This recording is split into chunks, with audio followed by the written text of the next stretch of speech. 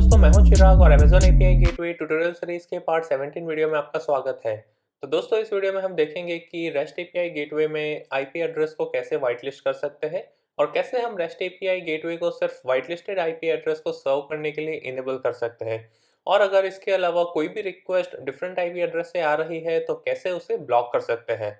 तो दोस्तों, यहाँ पे हम एक सिनेरियो कंसिडर कर लेते हैं कि फॉर एग्जांपल मुझे ऐसी फंक्शनलिटी चाहिए जहाँ पे एपीआई एंड पॉइंट सिर्फ उसी रिक्वेस्ट को सर्व करे जिसका ओरिजिन कोई पर्टिकुलर आईपी एड्रेस से हो और वो आईपी एड्रेस को हमने व्हाइट लिस्ट किया हो।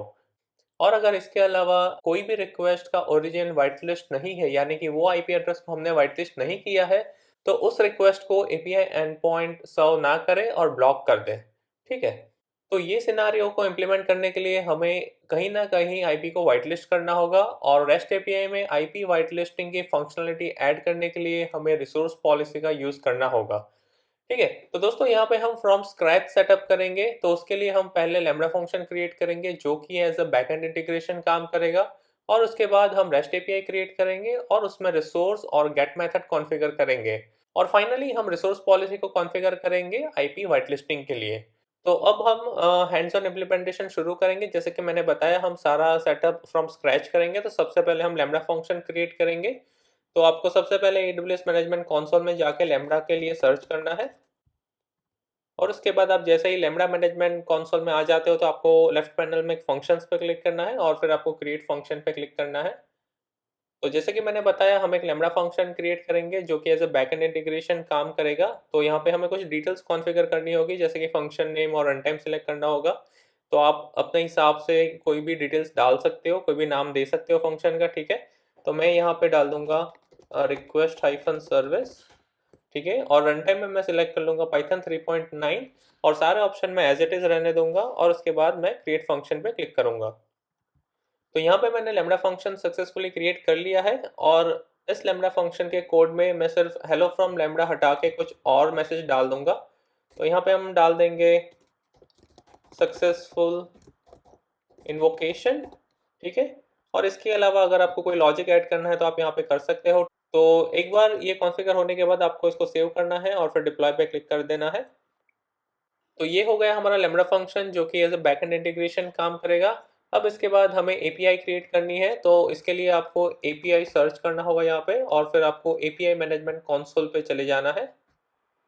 और एक बार एपीआई मैनेजमेंट कंसोल में आने के बाद, जैसे कि मैंने पहले बताया है कि हम फ्रॉम स्क्रैच एपीआई क्रिएट करेंगे, तो उसके लिए आपको क्रिएट एपीआई पे क्लिक करना है।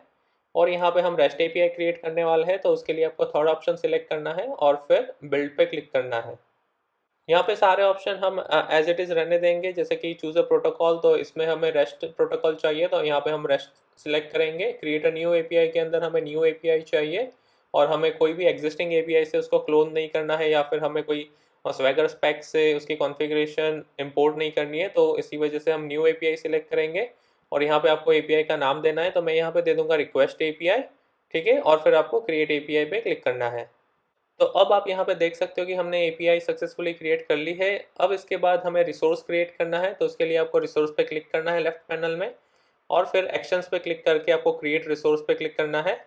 और यहाँ पे आप रिसोर्स का नाम देंगे। तो यहाँ पे मैं कोई भी नाम डाल सकता हूँ। तो फॉर एग्जांपल मैं यहाँ पे डाल दूंगा रिक्वेस्ट। ठीक है। और फिर आपको क्रिएट रिसोर्स पे क्लिक करना है।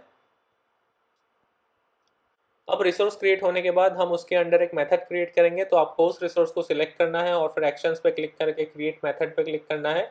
और फिर इस ड्रॉप डाउन से आपको कोई भी पर्टिकुलर मेथड सिलेक्ट करना है जो भी आप सेट करना चाहते हो। तो इस केस में मैं गेट मेथड सिलेक्ट कर लूँगा और फिर इस टिक मार्क पे क्लिक कर दूंगा। अब जैसे ही आप टिक मार्क पे क्लिक करते हो तो वो आपको इंटीग्रेशन के लिए पूछेगा। तो जैसे कि आपको पता है कि हम यहाँ पे लैम्बडा फंक्शन को इंटीग्रेट करने वाले हैं, तो इंटीग्रेशन टाइप में आपको लैम्बडा फंक्शन सेलेक्ट करना है। और फिर मैं यहाँ पे प्रॉक्सी इंटीग्रेशन यूज़ करूँगा, तो मैं इसे चेक कर दूंगा। और फिर यहाँ पे हमें लैम्बडा फंक्शन का नाम देना है, तो मैं यहाँ पे रिक्वेस्ट हाइफन सर्विस दे दूंगा। ठीक है। और फिर आपको सेव पे क्लिक करना है। तो यहाँ पे हमने एपीआई गेटवे सक्सेसफुली कॉन्फ़िगर कर ली है। अब हम इसको डिप्लॉय कर देंगे। तो उसके लिए आपको एक्शंस पे क्लिक करना है और फिर डिप्लॉय एपीआई पे क्लिक करना है। और यहाँ पे आपको डिप्लॉयमेंट स्टेज सेलेक्ट करना है। अगर ऑलरेडी स्टेज बना हुआ है तो आप वो सिलेक्ट कर सकते हो या फिर आप न्यू स्टेज पे क्लिक करके नया स्टेज क्रिएट कर सकते हो। तो यहाँ पे मैं स्टेज नेम में वर्जन 1 डाल दूंगा और फिर डिप्लॉय पे क्लिक कर दूंगा। तो यहाँ पे हमने एपीआई को सक्सेसफुली डिप्लॉय कर लिया है। अब हम इसे इन्वोक करके एक बार टेस्ट कर लेते हैं, ठीक है। तो ये रहा हमारा इन्वोकेशन यूआरएल। तो मैं इसको कॉपी करके एक न्यू टैब में इसको पेस्ट करके स्लैश रिक्वेस्ट, जो कि हमारा रिसोर्स नेम है, ठीक है, वो डाल के एक बार एंटर प्रेस कर दूंगा। तो जैसे कि आप मेरी स्क्रीन पर देख सकते हो कि हमारे पास एक सक्सेसफुल इन्वोकेशन का मैसेज आ गया है। तो ये बेसिकली एक लैम्बडा फंक्शन से आ रहा है जो हमने पहले कॉन्फ़िगर किया था यहाँ पे, ठीक है। तो अभी फ़िलहाल के लिए सिचुएशन ये है कि ये API and point publicly accessible है। अगर मैं ये एंड पॉइंट या फिर ये यूआरएल आपके साथ शेयर करता हूँ तो आप भी इस एपीआई एंड पॉइंट को इन्वोक कर पाओगे। लेकिन अब हमें इस एपीआई को रिक्वेस्ट ओरिजिन के बेसिस पर रिस्ट्रिक्ट करना है। यानी कि अगर कोई request white listed IP address से आ रही है तो एपीआई उस रिक्वेस्ट को एंटरटेन करे, और अगर कोई दूसरे ओरिजिन से आ रही है तो उसे ब्लॉक कर दे। तो उसके लिए हमें रिसोर्स पॉलिसी का यूज़ करना होगा। और यहाँ पर रिसोर्स पॉलिसी को कॉन्फ़िगर करने के लिए हम एपीआई गेटवे में चले जाएंगे और फिर उसके बाद आपको रिसोर्स पॉलिसी पे क्लिक करना है। और फिर यहाँ पे आप देख सकते हो कि यहाँ पे एक टेक्स्ट एडिटर है, यहाँ पे हमें रिसोर्स पॉलिसी डिफाइन करनी है, ठीक है। तो यहाँ पे अगर आपको रिसोर्स पॉलिसी के बारे में ज़्यादा जानकारी चाहिए तो आप इसे पढ़ सकते हो और फिर लर्न मोर पे क्लिक करके आप उसका डॉक्यूमेंटेशन भी पढ़ सकते हो, ठीक है। तो अभी फिलहाल के लिए हमें रिसोर्स पॉलिसी क्यों डिफाइन करनी है, तो रिसोर्स पॉलिसी हमें डिफाइन करनी है आईपी वाइट लिस्टिंग के लिए।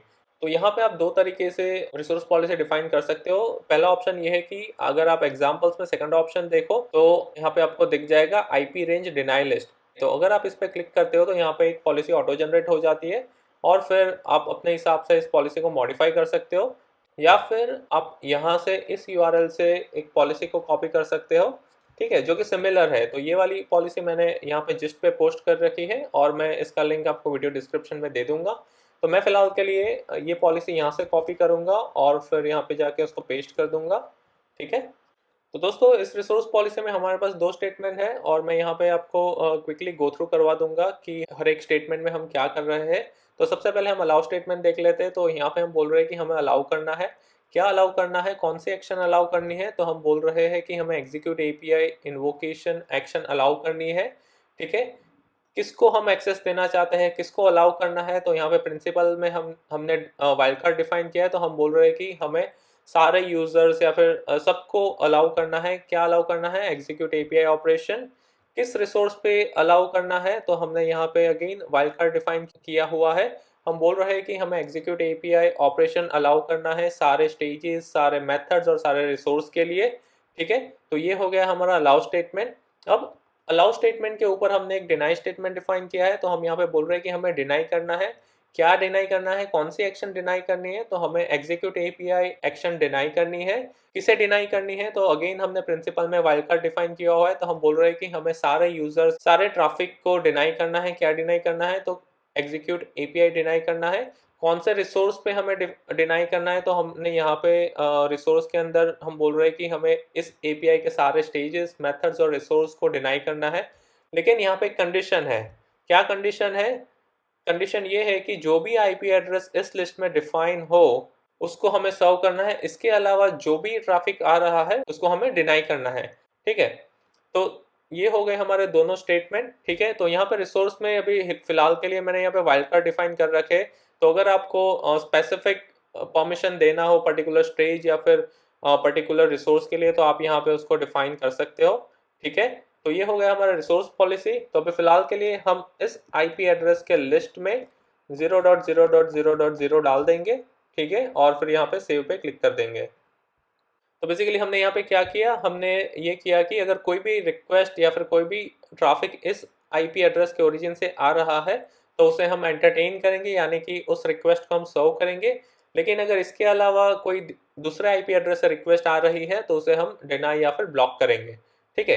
तो यहाँ पे हमने रिसोर्स पॉलिसी डिफाइन कर ली है। अब हम जाके इसको एक बार रीडिप्लॉय कर देंगे, ठीक है। तो एक्शंस पे क्लिक करके डिप्लॉय एपीआई पे क्लिक करना है और फिर आपको एग्जिस्टिंग स्टेज सिलेक्ट करके वापस से डिप्लॉय पे क्लिक करना है। तो यहाँ पे हमने एपीआई सक्सेसफुली डिप्लॉय कर दी। अब हम इन्वोकेशन वाले टैब पे चले जाएंगे, ठीक है। तो यहाँ पे आप देख सकते हो कि ये हमारा पहले वाला इन्वोकेशन है। अब मैं इसको रिलोड कर दूंगा।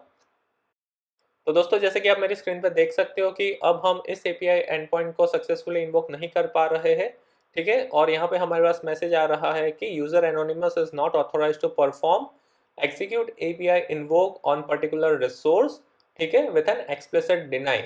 तो यहाँ पे हम इस एपीआई एंड पॉइंट को सक्सेसफुली इन्वोक नहीं कर पा रहे हैं, ठीक है, क्योंकि हमने यहाँ पे रिसोर्स पॉलिसी में क्या डिफाइन किया है, अगर कोई भी ट्रैफिक का ओरिजिन आईपी एड्रेस ये वाला है यानी कि 0.0.0.0 है तो ही हम उसे सर्व करेंगे, अगर कोई दूसरा आईपी एड्रेस है तो हम उसे डिनाई कर देंगे, ठीक है। तो जैसे कि आप देख सकते हो कि यहाँ पे वो रिक्वेस्ट को, ये वाली रिक्वेस्ट को डिनाई कर रहा है। तो अब इसको ओवरकम करने के लिए हमें उस पर्टिकुलर आईपी एड्रेस को वाइट लिस्ट करना होगा। तो एक बार मैं मेरा आईपी चेक कर लेता हूँ कि मेरा कौन सा आईपी है और फिर हम वो आईपी को जाके वाइट लिस्ट कर देंगे। तो आईपी चेक करने के लिए आप simply what's my IP Google कर सकते हो या फिर आप ipinfo.io का यूज़ कर सकते हो। तो ये मेरा आईपी एड्रेस है, मैं उसे कॉपी कर लूँगा और फिर हम रिसोर्स पॉलिसी में चले जाएंगे और फिर यहाँ पे हम लिस्ट डिफाइन करेंगे और मैं अब वो आईपी यहाँ पे पेस्ट कर दूंगा। और यहाँ पे इंडिविजुअल आईपी के अलावा अगर आपको range of IP addresses white list करना है तो आप यहाँ पे CIDR ब्लॉक भी एंटर कर सकते हो। तो दोस्तों इससे पहले कि मैं इसे सेव कर लूँ और हम वापस से एपीआई एंडपॉइंट को इन्वोक करें, मैं इस पॉलिसी के बारे में थोड़ा बताना चाहता हूँ कि अगर आप पॉलिसी इवैल्यूएशन लॉजिक के बारे में जानते हो तो आपको पता होगा कि बाय डिफ़ॉल्ट यहाँ पे इम्प्लिसिट डिनायल होता है। उसके बाद अगर हम अलाउ स्टेटमेंट ऐड करते हैं तो वो इम्प्लिसिट डिनायल ओवरराइड हो जाता है और उस ओवरराइड की वजह से एक्सीडेंटल या फिर अनइंटेंडेड एक्सेस की पॉसिबिलिटी बढ़ जाती है। तो इसी वजह से हम एक्सप्लिसिट डिनाई स्टेटमेंट ऐड करते हैं। तो एक्सप्लिसिट डिनायल स्टेटमेंट से क्या होगा कि एक्सप्लिसिट डिनायल कभी भी ओवरराइड नहीं हो सकता है। तो एक अच्छी प्रैक्टिस यही है कि आप जब भी अलाउ स्टेटमेंट ऐड करो तो उसके साथ साथ आप डिनाई स्टेटमेंट भी ऐड करो। तो इसी वजह से हमने यहाँ पे अलाउ और डिनाई दोनों स्टेटमेंट डिफाइन कर रखे हैं। तो अब मैं इस पॉलिसी को सेव कर लेता हूँ और फिर वापस से हमें इसको रीडिप्लॉय करना है। तो actions, deploy API, deployment stage, deploy. तो डिप्लॉय करने के बाद कभी कभी ये थोड़ा टाइम लेगा उस चेंजेस को रिफ्लेक्ट करने के लिए, तो आपको थोड़ा बहुत वेट करना होगा। तो अब हम इन्वोकेशन वाले टैब पे वापस चले जाते हैं और इसको रीलोड करने की कोशिश करते हैं। तो जैसा कि आप मेरी स्क्रीन पर देख सकते हो कि अब हम इस एपीआई एंड पॉइंट को सक्सेसफुली इन्वोक कर पा रहे हैं, ठीक है, क्योंकि हमने आईपी एड्रेस वाइट लिस्ट कर लिया है। और अगर कोई दूसरी रिक्वेस्ट अगर कोई डिफरेंट आईपी एड्रेस से आ रही है तो वो वापस से ब्लॉक हो जाएगी।